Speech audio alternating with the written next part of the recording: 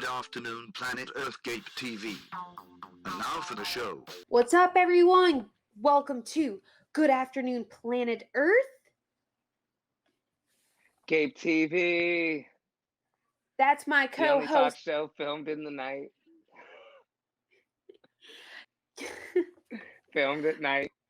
I love it. Have you guys, maybe everybody out there in Gape world can relate. Dom, do you feel that talking social life in Zoom is different? Like, you've got to pause and there's a different rhythm of communicating in Zoom virtual world, right? Yeah, there really is. Yeah, I wonder if people are going to be too stuck on this type of communicating and waiting too long to Right. respond to other people. Could you imagine if it carried into real life once life reopens? We'll be like, oh, nope.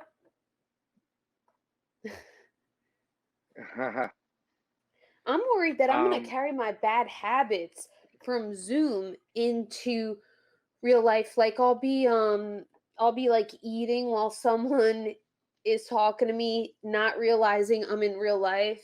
Like, do you do that? You turn your I turn my camera off and I'm just shoving food down my mouth. Yeah. Yeah, no, I do that too. I hide in the corner. I got issues with it. Hey, I'm using Same. those tips that you gave me and they're really helping me with What the tips? eating problems. Really cool. Like no Putting shame, so treat much yourself. on a plate. Yeah, now I'm even like kind of past that, and I did eat what I wanted, but even like putting it on a plate, it's crazy how much you eat when you just pick compared to when you put it on a plate. That is so true. It helps too if you get a smaller plate. I mean, because I used to use these big ass plates. It's like, all right, well, so I got smaller plates. Turns out it was a tray. It was a baking tray I was using as a plate. Yeah.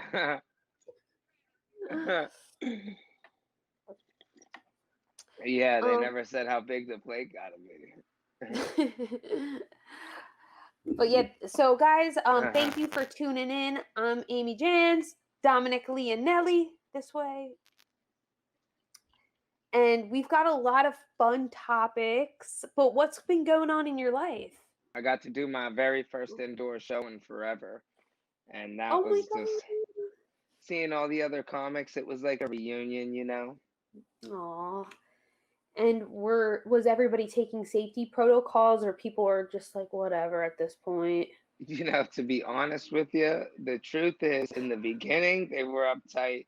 But by the time people were drunk, their masks were broke. I mean, it was like, people were crying. They were It was crying? insane. Yeah. Like a couple of people got pretty drunk. I gotta be honest. I'm glad I don't get, but it was fun. It was a blast. Yeah. And cool. wow, so people were getting a little hammered there. Yeah. I haven't seen everybody in forever, and I don't know if it's Corona. I'm talking to a point, couldn't walk. Some people were drunk like that. I mean, I think we all need to get shit I'm trying not to curse. I think we all we're all feeling so much tension, and 2020 is so but it's like at this point, do it at home. Yeah. It's scary trying to get home during a pandemic in a random Uber. Unless if you live down the road or something. I don't know. Yeah, or on a train, some people taking the trains. Oh, forget that. I'll just do it by myself or in Zoom. My friends and we had a little catch up yesterday over Zoom, and it was really cool. We were just getting, drinks, Zoom. It felt like old times a little bit. It's weird how it's starting to feel more normal. The Zoom life. Yeah, that's true. Except for Zoom mics. I mean, I haven't really done much of them, but to be honest, Yes, have you been? I'm gonna do one. yeah, I should do one too, just to grow from that in a different way. Yeah, so true. I mean, I've been like, I've been procrastinating it, but also, why not? Why not experience it and just adapt? And it seems like a lot of television networks are putting money into remote projects. So this is great practice for, let's say, if Comedy Central said, or a network was like, "Hey, we're doing a remote show." Although I've seen Comedy Central now, they started their um, one stand-up show in quarantine, which is cool. Yeah, I seen that. So that's really awesome. But I do know that networks are throwing in money to do remote productions. So I think we could see it as practice for that. Yeah, 100%. I apologize for the sirens. This is Harlem. So what's been new with you? Should we Nothing wait for really. these? I've been just doing stuff. I have Buttercup Media Club. I have my bi-weekly creative meetups. You should come anytime you want to come. Just come. I'll give you the Zoom link. But yeah, any comics out there, artists, creatives. I do a digital co-work space where for 25 minutes we work. So we all are over Zoom. We have our mics up, and then when I'll set a timer and if people want to leave their camera on for accountability, they could do that or whatever they feel more comfortable. I like to turn my mic off but leave my camera on because I feel super like I got to be accountable. The timer, when it's done, we take a 5-minute break. Hey, how was it, everybody? And then that's it. We go into another round, and they've been super helpful. So guys, check it out, Buttercup Media Club. Yeah, but other than that, I've just been writing a lot. I've been making a habit to write, and I don't know. I mean, it's interesting being single during a pandemic. Before quarantine, the best part about being single was going out and drinking with friends. And now during COVID, the worst part about being single is staying in and watching Friends. I hate that. Okay. It's like I've just been watching so many TV shows. Friends, I don't know. It could be better. I don't get it. Do you get the love of Friends? No. I'm just like I've been developing parasocial relationships with like TV characters and shit. I'm like identifying like, oh, they'd be good, like it's a crazy thing being single in quarantine. Do you know what like a parasocial relationship is? Let me Google No. it. Okay, so I found out what the definition, what the heck it was. Parasocial relationship is a one sided relationship that media users form as a result to exposure to media personas. It's kind of like a celebrity crush. It's Okay. like, but there's three stages. There's one, very innocent. Number two, it's like, you start checking their social media outlets, and then the third, that's like extreme. That's like, ooh, you need to read a book to help yourself. You need to journal a little bit. I'm just ready for this quarantine. I just want to go out with my friends, put on a dress, and dance and get plastered. Right. Let's get into our hot topic, shall we? Sure. All right, cool. So, did you hear that NASA confirmed that there is more water on the moon than they originally thought? No, I didn't hear that. It's That's why I'm excited to talk about crazy. this. Yeah. Yes. They found it was hidden water. And I was just like, first thing I thought, I was like, yo, I was like, the moon fucking hid. Oh, I'm trying not to curse. I will edit that out. The moon hid the water because humans can't have nice things. The moon was like, I'm hiding this water, my resources, and because you humans just gonna come up and ruin Earth? I mean, moon now? Come on. And then how about all the things around the moon? Like last time I did some research on the moon, I remember seeing stuff saying they thought it was like a metal ship or something. and it wasn't like Right. a real thing, and then who knows? And there's so many weird conspiracies about the moon. So did you know that, remember the Americans that put the flag in the moon? Yeah, So they were saying that that was a conspiracy theory that never happened. right. I seen the thing with the string. Did you see that one? No. Yeah, they show like one of them is they show a string and it looks like a string's holding the guy up that's bouncing. You could kind Oh, of see it, but somebody could just edited that in, so true. How long did it take us to make it to the moon anyway? You'd think we could just go there like now easy. We did it before. Right. I know. I mean, look, this is perfect though. If we go to any other planet, the moon is perfect because at least we can't give COVID to each other because we'll be wearing spacesuits. Yeah, right. You We all know what got would our be masks on. You can't be an anti-masker on space. Look, could you imagine anti-maskers? They'll be like, "I'm not wearing a helmet." It's like, okay, then you die. right. Yeah. Yeah, nobody could get it there. What if we go Right. to the moon and it's totally different looking and we do find out it was a hoax? Wow. Could you imagine that? They're probably holding it from us. What if the sky's like blue there just like ours and it's all grassy and shit? That would be crazy. Oh my God. Okay, that actually just made me happy because I'm a daydreamer and I want to believe that there's like an Earth 2 out there. I like that. Oh, you got to write a movie about that. Yeah, that would be a good one. I'm looking forward to like new discoveries. Also, I'm a dreamer. Like Same. teleportation or something, something crazy. Yeah, well, have you heard about the CIA?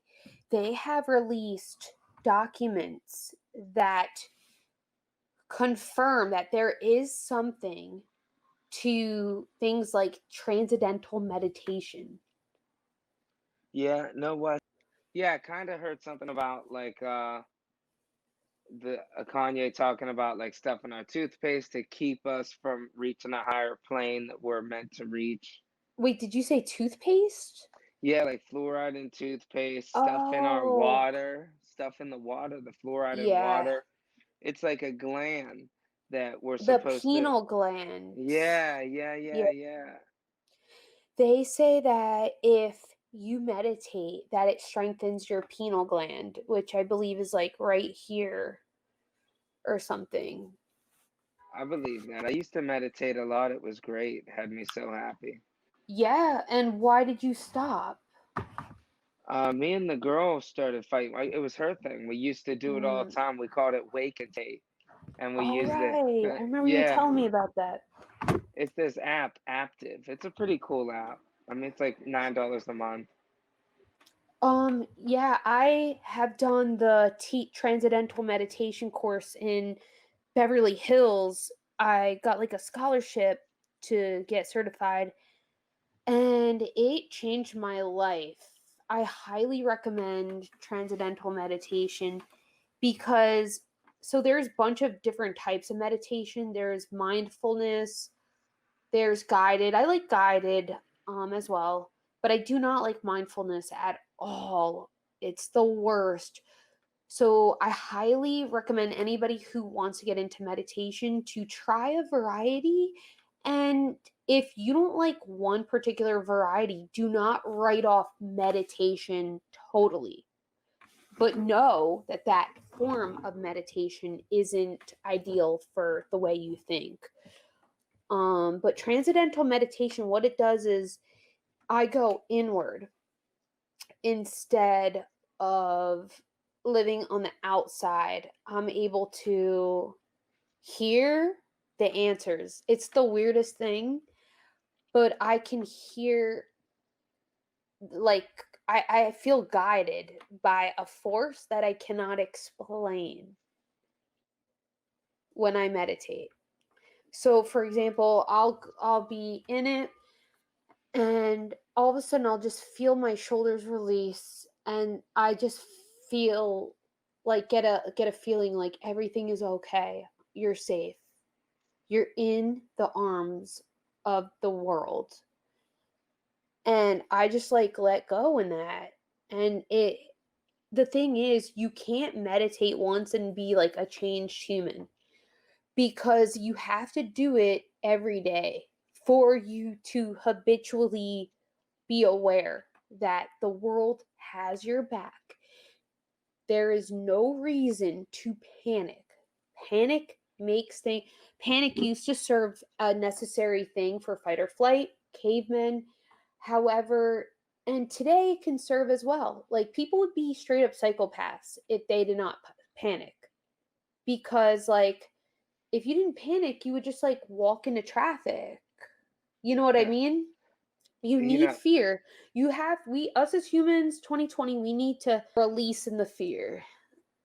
We need to like think of ourselves in the world's arms. Anyway, yeah. When I yeah. meditate, I feel like the world is pacifying me and I'm being lullabied in its arms. It's very weird. Yeah, I feel like that fear is definitely needed in everything. Like, I know in stand up, whenever, oh shit, I just kicked the tripod. Give it up for our executive PA assistant. In stand up, whenever I just don't have that a little bit of fear, like, when you do a few shows in a row Oh, and you start doing good, you're like, I'm gonna go rip it. And then you just don't yes. feel that little bit. I feel like I need that to have a good set. Same. Same. Oh my gosh. You know what's weird is it can be my worst enemy, but also the biggest gift, like fear and anxiety. I remember one time I was running late. Yeah, and this goes on the topic of channeling your fear. You got to channel it. I was freaking out, like running late to the show because I was having such bad anxiety of fear of failure, of my stuff not being good. But then I was running late and something threw my attention off to then, instead of like, I'm going to suck, my attention was, how am I going to get there? Because the subway was broke. The subway wasn't getting me there. And my thoughts were, I suck, to, oh my god, I've got to get there. And so I literally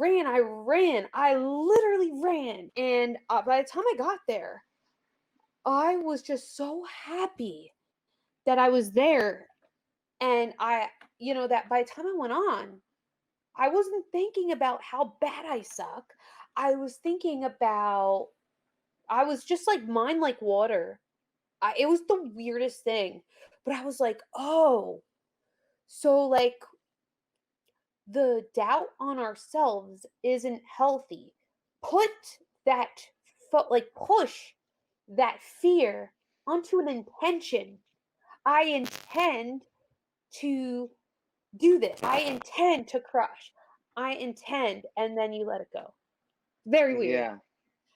No, the most fear I felt was, I remember one time I was on stage and my knee was shaking. I was at this Ooh. bar for Fight Club. It was some Brad Pitt bar, and it was a picture of the silhouette of the back of Brad Pitt. And I was like, "Who's that?" They're all like, "That's Brad Pitt." Like, how am I supposed to know? And the whole bar turned on me, Are you and serious? yeah, they're like, "How you gonna be here and not know Fight Club?" And anyways, I got so scared, my knees started shaking. I couldn't even barely stand. I had to hold on to the stool. I was like, "Well, I didn't know." I couldn't even talk. And it's like I was Oh. never that scared in my life. I had guns pulled on me. I wasn't that scared before. I don't know why Wait, it happened where with that situation. where was this? In New This, York or Ohio? yeah, this was New York, Durden's. Well, I had guns pulled on me in both Durden's. places. Oh my god, that's in the East Village, right? Yeah, yeah, it was by the old stand. Oh my god, I miss old Manhattan. I'd be like, I could never imagine being that scared on stage again. I'm telling you, for some reason, I was I'm sorry terrified. you felt like that. That's so messed up. They shamed you for not knowing. And it was probably like an artist picture to where it wasn't his photo. It was someone's like version of Brad Pitt, right? Was it Right. a painted picture or like a No. collage? Yeah, it was a collage that Are made the you kidding? silhouette. So how did you get out of that fear? Um, Did you get your knee to stop shaking? no. You know what? I didn't, but I'm happy it happened because it made me realize, there's nothing to be that afraid of. But two, I like when I get to see it in other comics. You could see other comics on stage when they're really terrified. You can see their knees shaking a little, like in front So true. a big crowd. Like if I'm gonna go host and there's like 200 plus, you get a new comic in that, and a comic's killing. They're like, well, Oh, am I? Can you do some time first? I love it. I live for it. comedy. There's nothing like doing live comedy. Do you think with TikTok and do you think with all these bite-sized forms of entertainment, do you think that stand-up comedy is ever going to change or alter? So it's like multimedia comedy? Well, I think stand-up comedy is always changing and altering a little bit. Like before the That's Zoom stuff, true. remember we started getting the Brooklyn, this Williamsburg, hey, I'm so smart that Ugh, nobody could even get my jokes. Like that's a I new hate thing of stand-up. yes. I don't think it's necessarily funny, and it's kind of It's crazy. I not. mean, when people are like, "Oh yeah, they found the next genius," and it's a comedian that goes up for 30 minutes and gets two laughs, and it's like, but what he said was so deep, and it's like I don't feel like I'm paying to see a psychologist. I want to laugh. I Don't was they just state what's obvious? yes, I was just thinking about that. Like, vulnerable is so respectable. I'm sorry. Like, I just want to laugh. I want to forget things, and I like quick. I love Dimitri Martin. I love Mitch Hedberg, Rodney Dangerfield, and then it's like these deep Netflix special. I'm not gonna say the name, but people are like, "Wow, I can be vulnerable. I do not want to read your diary, please. Yeah, just be funny. Just be funny." Yeah, I mean, I'd rather hear puns. There's so many times that I turn on YouTube and I watch Comedy Central, like comics, and I'll just watch a few hours of it, and then I'll be like, wait, that's this the same set as this person. They both got the same joke. This person's doing this. It's like I want like be a little bit. Don't state what's obvious. Come on, give us a little something different. A little something different. Right, right. Give a different angle, at least. That's it. And that's the problem with sometimes the content that is put online is if they have an online following, and I get it, they need views, but at the same time, it's like, okay, because someone is talented at social media marketing doesn't make them a talented comedian. And I think we need to go back and give the person with 20 followers an opportunity to get TV time, to get the credit to get a following. Right. Yeah. It shouldn't work like, "Oh, if that person is good with marketing, we should give them a TV spot." It should actually be the opposite. The person who is terrible at marketing but is focusing on their art, on honing and chiseling out those angles, different POVs, baby. Let's give them a spot on TV so they get the followers. Oh, Right. sorry. I Yeah. have been holding that in since 2009. I have thought that thought since I've seen it happen. YouTube stars. Uh, oh my god. Gosh. Gosh. I'm trying to be I good. just saw I just saw I think Bernie on Oprah, and they were talking Bernie about Sanders? Trump. No, Bernie Mac. Oh, cool. Yeah, he was on Oprah, kind of talking about. He's like, yeah, just I just worried about getting good at the craft, and he's like, nobody really give me a chance, and or whatever. Like I went down a rabbit hole, so there was a few interviews, but people told Bernie like he's got to talk different, like and things like that. People don't understand him, and all this stuff, and he just kept saying, I just want to be as funny as I could. And I think he proved it. Like if you go back and watch a lot of Bernie Mac, like not just the Kings of Comedy, just a lot of Bernie in general. He's a different, you could see something different in him. And you could see someone who is putting in the work versus who's just great at hamming it up. All I will say, if anybody out there who's listening is an agent or manager or booker, please take a chance on the people with little followers. Please take a chance on the people who aren't absorbed on social media, because we need to get back to the craft and the art of writing and not the art of social media. Because also the algorithm. So let's talk about the algorithm, right? The algorithm will let certain people pop. And the more you're on your phone, the more it let Yeah. the more it'll give you likes. So if someone is getting all these likes, it doesn't necessarily mean that it's good. It Because people have sheep mentality on the internet. It means that the algorithm let them get a pop in likes, and so people with good content are not being seen, and that's the problem. And that's why there needs to be people who help the comedians who don't want to focus on being on Instagram for 8 hours to feed. Like, I guess people could always get deep and hire assistants or whatever, but honestly, I feel like that is a small piece of it, but I feel like that comes so quick. Like the social media, you could waste 8 hours a day on getting your social media popping, or you could waste 8 hours a day on getting your stand up popping Yeah, because when nobody could follow, like the game shows. To me, you could watch a stand up and there's no hiding how good they are. And yeah, maybe if you watch somebody 3 or 4 times, you're going to know about how good they are. And that's what's yes, cool about it. I feel that is like, so true. I don't Yes, that's waste why time with social media. I know. I feel like the pandemic has led me to want to get better at social media and figure it out. It's definitely beneficial, no doubt. It's a double-edged sword, because on one hand, if you do get good, you can get opportunities that you deserve. You deserve to be seen, you know? Yeah. I mean, I don't know if it's like, to me, I'd rather just, I mean, I make the sketches and that's fun. For people is they'll have a bunch of stuff out and then after like 2 or 3 years or 5 years, they get discovered and they have all that stuff. Like I do put a lot of work into Oh, my sketches, but I'm looking at it as one day, maybe 6 years from now, I'm gonna release a sketch show with like 60 sketches and it'll be a better recorded version of all the ones so that I've true. done now. You know, Yes. It's kind of like there's always light maybe at the the end of the internet. tunnel.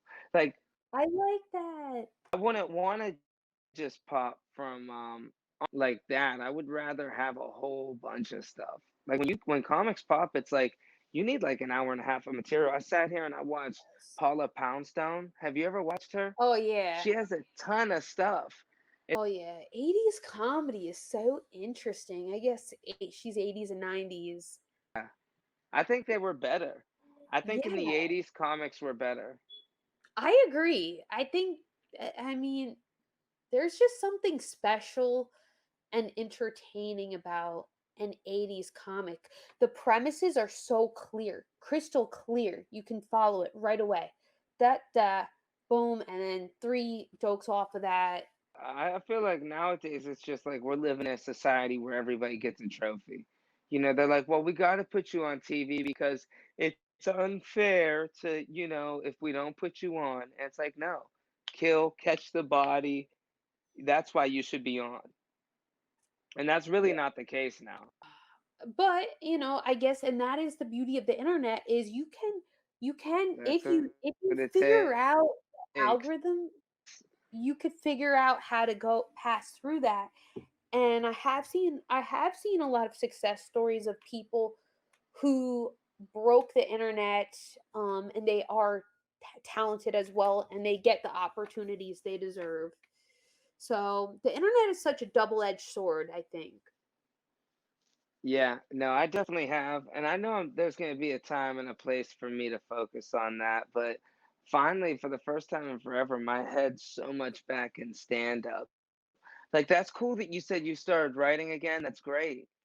I love writing, and it's like this is all I want. All I want is to be a writer. If I could be a monologue, like I always mess up my own jokes. Like my writing will be like not bad. Like it'll be okay. Like I'll be proud of my writing, and then I go up and I mess up my own joke, and it's like, oh my god, I want to work for the Tonight Show writing. I I would love that. Yeah, I know there's so many other avenues people go. Like, that's why I think it's good to meet as many people as you could too. Like, as much as it is to do the social media, I think it's just as important to meet people because there's people that I met that are now bookers at clubs, and that's helped me later on. Like, they quit doing comedy, or maybe they still do, I don't know, but and other things, like I know somebody one time I was a background extra on something, and there was a comedian, and I didn't realize he was like tied to the TV show, like on the set somehow. And I'm like, oh, that's crazy, like what a small world it is. Wow. So It's true. all around a hustle. Then you gotta find time to be good. I know. It's like a pizza pie, and if it was like if comedy was a pizza pie and we divvied it up into aspects that actually contribute to the whole pizza pie, it ideally should be half writing and half performing. But the reality is it's like 8 pieces. It's like 4 pieces are for writing, 4 are for performing, and then 4 are for social media, 4 for networking. And then there's four for eating pizza and not believing in yourself, right? And things like that. Yeah, most legends always, when they talk about the game and doing it again, they always, you could see on their face like the amount of work you have to put in. Like if Eddie Murphy talks about stand-up comedy, he's like, but it's so much work, and that's why they're great. Tyson's like, oh, the amount of work you have to put in, it's like nobody could even fathom when it comes to fighting. Right. So Yeah. true. Right. So that's cool. This has been cool though. Yeah. Huh. Thanks to everybody for checking us out. Follow us on our socials at Gate TV. Get this in. Dom of NYC Instagram. That's the YouTube. Dom's details. Sorry, Yes. y'all. My internet. And I'm at Amy J. Jans. I have a YouTube channel. Follow us on YouTube, Spotify podcasts. That's it for the show, folks. Thank you for listening. Subscribe, follow, and leave a good review if you can. We will be grateful for that. Follow us on Instagram at GAPE-TV. Good afternoon, planet Earth.